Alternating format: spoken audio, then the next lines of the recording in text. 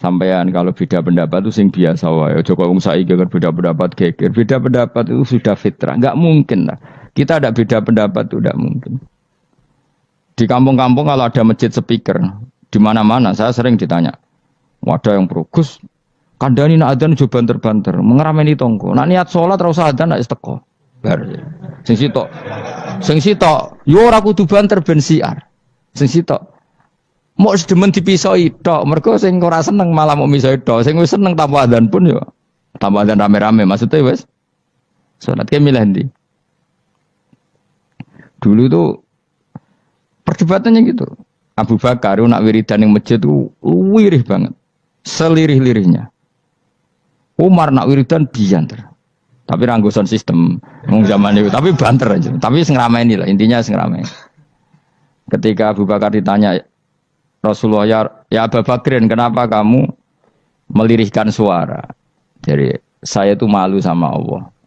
Dia itu zat maha mendengar. Jadi saya mengeraskan suara itu malu. Kayak pangeran butuh suara keras saya. Umar ditanya, kenapa kamu terlalu keras? Umar jawabannya sederhana. Betul-betul ngantuk. Makanya nggak ada satupun ulama yang mengatakan Umar itu afdhalu min Abi Bakar. Kok jawabannya yo kadang sederhana banget. Malahnya ijma' ahli sunnah itu Abu Bakar afdhalu min Umar. Kok nak delok jawabannya kok beneran ngantuk. Padahal jawabannya Abu Bakar, kula nu izin kalian pangeran yang maha pendengar kok banter-banter. Rasulullah dalam banyak hal ya gitu, ketika banyak masalah itu sahabat donga banter-banter. Nabi duka, innakum latatuna as-somma. Kamu tidak berdoa sama zat sing budek. Maka kamu enggak usah banter-banter. Jadi andaikan ada istighosah pakai sound system banter-banter itu ya perlu dipertanyakan. Lah pangeran wis krungu gegere ngono lho apa misalnya. Tapi misalnya mazhab itu kamu pakai. Terus ada pertanyaan, dangdutan saja banter. Kenapa kalimat thayyibah tidak boleh banter? Masalah mana? Ya asal isi dunia itu masalah. Kemilan dia. Ini cerita saja. Kalau manusia itu istighosah jaluk tulung sama pangeran kan? Pangeran sudah dengar tanpa sound system apa enggak? Kenapa banter-banter? Tapi kalau tadi dibalik dangdutan saja banter-banter. Kenapa kalimat thayyibah tidak boleh banter-banter? Jadi manusia itu memang potensinya. Karena dalam fikihnya itu tak warai Kang, sampean ben fanatik mazhab Syafi'i. Sebenarnya Imam Syafi'i itu ya manusia, sampean bisa tidak cocok. Tapi masalahnya kan otaknya jauh. Otaknya jauh, ilmunya jauh. Sekarang saya tanya, khutbah itu syarat sahnya Jumatan orang berapa dalam mazhab Syafi'i? 40. Syaratnya orang 40 itu dengar khutbah atau imam mendengarkan khutbah? Enggak, sampean saya tanya. Imam memperdengarkan khutbah atau orang 40 dengar khutbah? Loh beda. Makanya harus ngaji itu serius. Ngaji mondok rahatam gitu. Misalnya saya jadi imam, khotib. Yang dengarkan saya orang 40. Bisa saja yang dua itu kopok. Enggak dengar memang karena kopok. Atau yang 4 omong-omongan, enggak ngurusi. Tapi imam tetap dengan suara yang pengandaiannya orang normal itu dengar. Makanya kata fikih-fikih Syafi'i, wa yajibu isma'u arba'in wa illam yasma'u fi'lan. Yang penting seorang khotib memperdengarkan suaranya yang andekan dalam keadaan normal orang 40 itu dengar. Wa illam yasma'u mersi pun hakikat mereka tidak dengar. Karena mungkin omong-omongan, ada suara mobil, bising, tidur, gosip, macam-macam. Makanya itu perdebatan fikih yang wajib tuh isma'u arba'in atau sama'ul arba'in, memperdengarkan atau hasil apa? Dengar. Lah baca bismillah ya seperti itu. Yang penting itu imam membayangkan mereka dengar atau hasil dengar. Paham sih kalau maksudnya? Makanya perdebatan fikih itu pasti seperti itu. Misalnya seorang guru, sementing seorang guru atau kiai itu memahamkan, dia sudah pakai bahasa yang baik, intonasi yang baik. Apa hakikatnya mesti Anda paham? Kan enggak juga. Mungkin wis bulet mikir tanggal wedi bayar BPKB sesuk macam-macam ono wong ngaji wis mbah. Sembang sumpah ngaji ngono suka.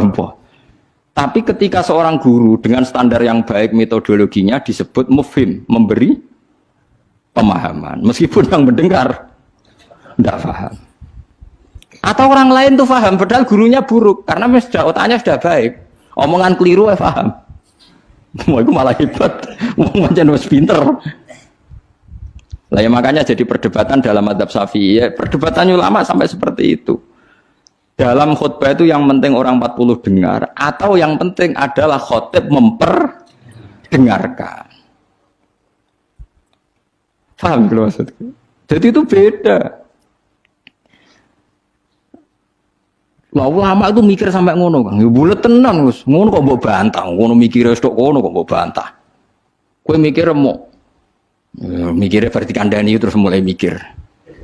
Ilmu terlambat kok mikir bantah ulama sing wis mikir lama. Mulai kalau seneng nak debat ayo ulama-ulama riyen niku. Lucu-lucu debatnya. Makanya dulu abahnya Said Muhammad itu Said Alawi itu pertama kali menangi ada mukabbirus saut, ada mik. Ya mik seperti ini.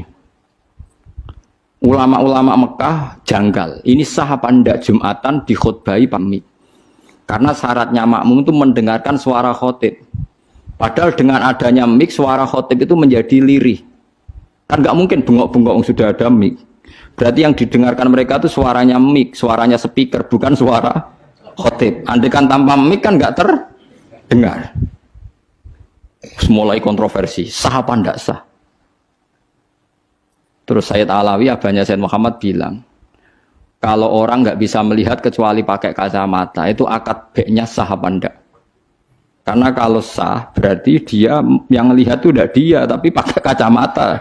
Wong kalau kacamata yang dicopot, dia bisa melihat. Oh ya enggak sah. Berarti enak dia jadi orang yang nggak pernah maksiat, karena melihat perempuan di mana-mana juga dianggap tidak melihat. Mulane ana santri beling nang delok wong wedok jare delok kokoco. Perkarane gak delok wong wedok tapi delok gambare wong wedok. Berarti wong kacamataan ora tau maksiat. Tapi cara kula luwih maksiat meneh karena dia kalau marung itu jual belinya enggak sah terus. Berarti makan barang haram terus. Iya toh?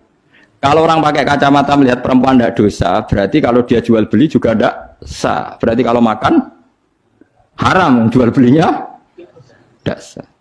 Terus semenjak itu ulama-ulama Wahabi mulai mentoleransi, ya sudah gitu aja kok repot, sudah anggap nopo sah. Pakai kacamata gitu nopo sah. Dulu awal-awal ada teknologi itu ada perdebatan seperti itu. Nah, terus ada perdebatan lagi. Sekarang kesunatan jawab adzan apa jawab suara muadzin? Loh, siapa? Mulai bingung tuh sampai lagi orang tahu ngaji.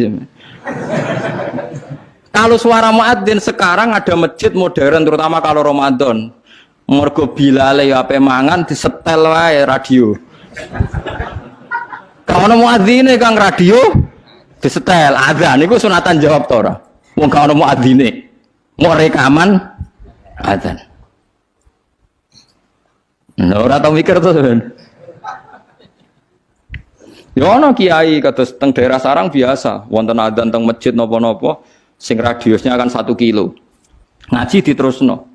Alasannya ini tidak suara muadzin, andai kan tidak pakai speaker kita tidak dengar. Ya dianggapnya tidak dengar, tenang aja macam. Karena sekarang tuh repot kan. Tapi kalau melihat azan tuh kalimat yang sakral, mendengar kalimat sakral, misalnya, aman saya tanya, kesunatannya itu mendengarkan bacaan Quran atau mendengarkan pembaca Quran? Bacaan Quran kan, kamu yakin kan kalau rekaman Quran didengarkan sunat enggak? Sunat, padahal tidak ada yang baca. Karena yang sunat memang mendengarkan bacaan Quran, bukan pembaca, bukan mendengar pembaca Quran.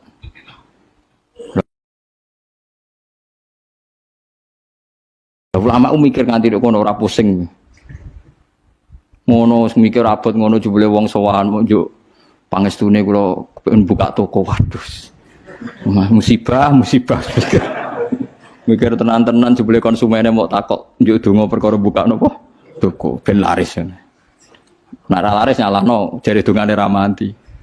Nek laris jare perkara dekne telaten buka, aduh seloro kabeh dadi ulama. Lan kula jak istisqa ora pati gelem.